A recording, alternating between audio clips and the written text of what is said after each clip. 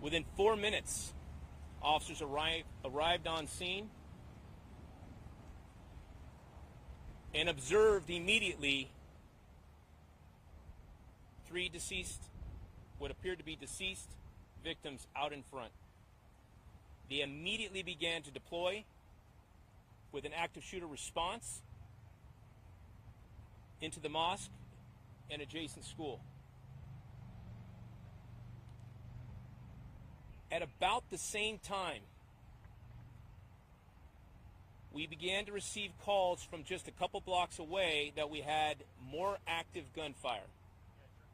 Panic erupted outside the Islamic Center of San Diego, after gunfire suddenly shattered the evening calm near one of the largest mosques in the entire county. Parents grabbed their children and ran for safety, as screams and confusion spread across the area. Within minutes, police vehicles flooded the streets surrounding the mosque, while terrified families desperately tried to understand what was happening. But this was not just a place of worship. Inside the Islamic Center, children were still attending classes when the gunfire began. Young students were rushed into classrooms and hidden behind locked doors, while officers raced toward the building searching for possible shooters. There is a lot of preliminary information that we're going to try to highlight and cover, but understand it's going to take us some time to get accurate information out to everyone. Here's what we know so far.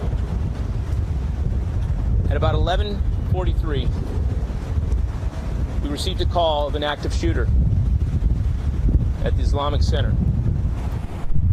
Within 4 minutes, officers arrived on scene and observed immediately three what appeared to be deceased victims out in front. They immediately began to deploy with an active shooter response into the mosque and adjacent school.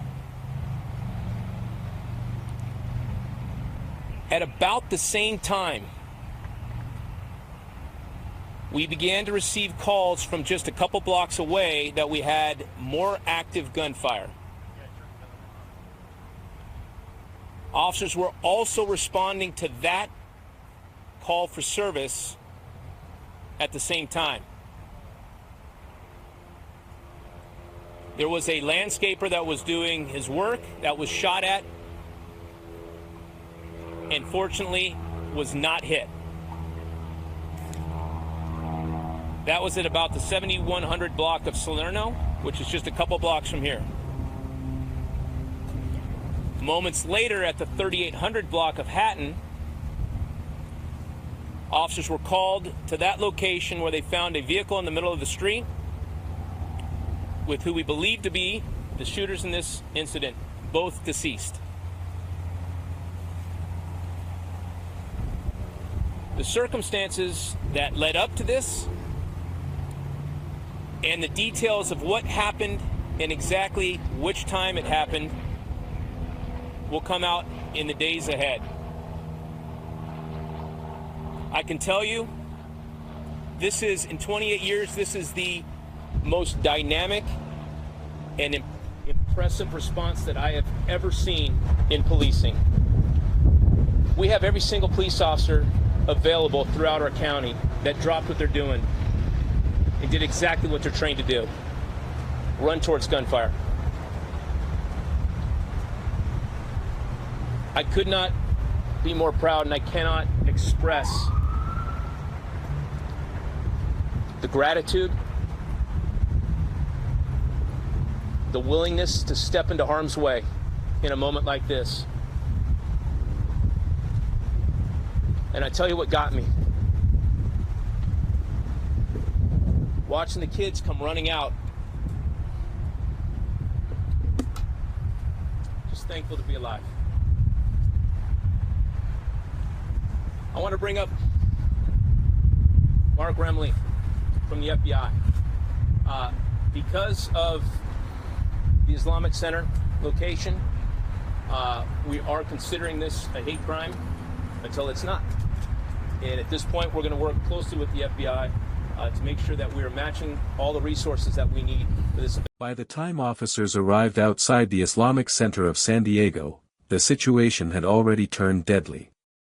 3 victims were lying outside the mosque, as police units rushed into the building facing an active shooter situation that was still unfolding in real time. But the violence was no longer contained to a single location. While officers entered the mosque and the school connected to the Islamic Center, new emergency calls began flooding dispatch centers reporting additional gunfire from nearby streets. At that moment, investigators were confronting several terrifying realities all at once. Multiple shooting scenes, possible additional suspects, and a rapidly expanding threat moving through the surrounding area. Within minutes, the entire area around the mosque was overwhelmed with law enforcement. As officers raced toward danger while frightened families inside the Islamic Center remained locked down waiting for answers. Some children were later seen running from the building, simply relieved to still be alive. But as investigators uncovered more information, the situation became even more disturbing. Authorities soon connected the attack to 2 teenage suspects who had already triggered concern earlier that same morning after reports involving missing weapons, disturbing behavior, and escalating warning signs. And as federal investigators joined the case, the attack was officially being examined as a possible hate crime. Good afternoon. My name is Taha Hassan. I'm the Imam and Director of the Islamic Center of San Diego. I know it's time of sorrow, time of sadness. We have never experienced a tragedy like this before. And at this moment, all what I can say is sending our prayers and standing in solidarity with all the families in our community here.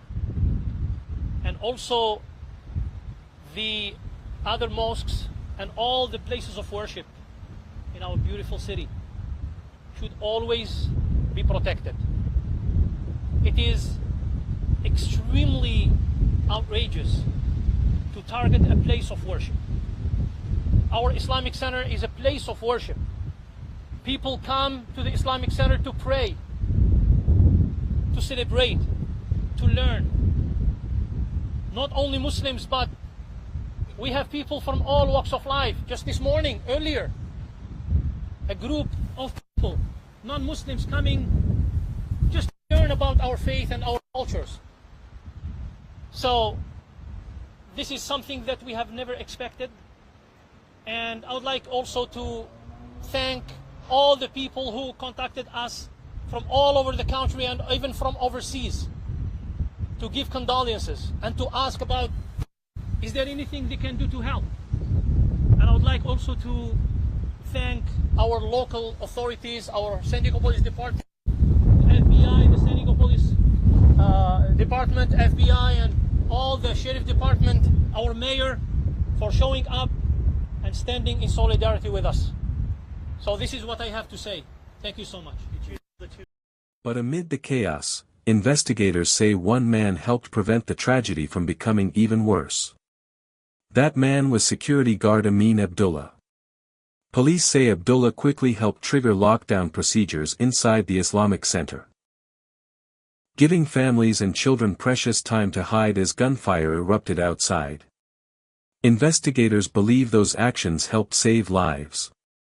Tonight, San Diego is mourning 5 lives lost, while also remembering the people who stepped forward to protect others when chaos erupted without warning.